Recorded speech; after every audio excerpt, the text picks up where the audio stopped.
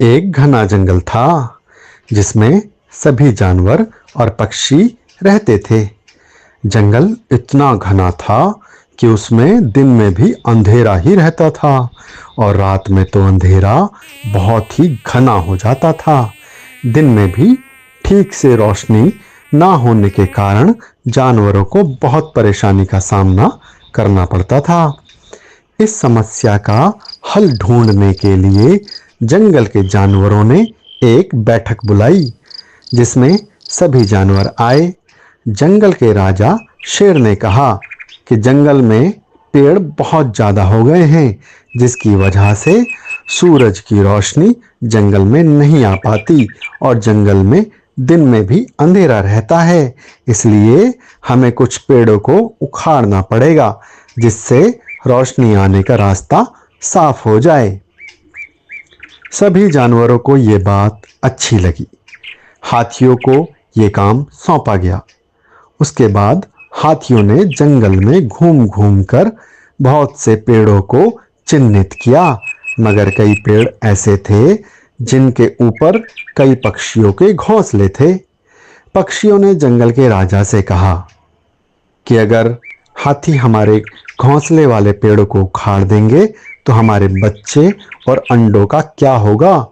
ये तो जुल्म है हमारे ऊपर। रोशनी के लिए आप कोई और उपाय करें। ये बात भी सभी जानवरों को ठीक ही लगी और सभी कोई और उपाय ढूंढने लगे, लेकिन कोई हल ना निकला। तब जंगल के राजा ने कहा कि इस तरह से तो सूरज की रोशनी जंगल में कभी नहीं आ पाएगी और परेशानी इसी तरह से बनी रहेगी।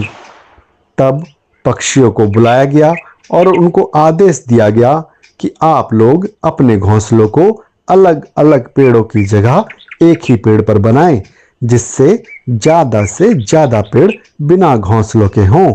आपको अभी थोड़ी सी परेशानी होगी, मगर बाद में इसका सबसे ज्यादा फायदा आपको ही होगा और घोंसलों को बनाने में आपकी मदद जंगल के सभी जानवर और पक्षी भी साथ में करेंगे।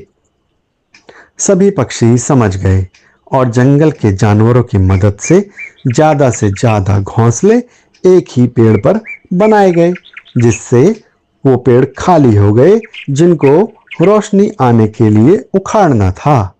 अब हाथियों ने बहुत से पेड़ों को उखाड़ दिया, जिसके बाद जंगल में सूरज की रोशनी आने लगी। अब जंगल में रोशनी आने से जंगल के जानवरों को बहुत सुविधा हो गई। पक्षियों को भी जमीन पर गिरे हुए दाने आसानी से मिलने लगे।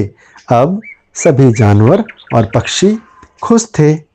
इस कहानी से हमने सीखा कि किसी भी बड़े बदलाव के लिए थोड़ी सी परेशानी तो उठानी ही पड़ती है, मगर बाद में उसी बदलाव का फायदा सभी को होता है।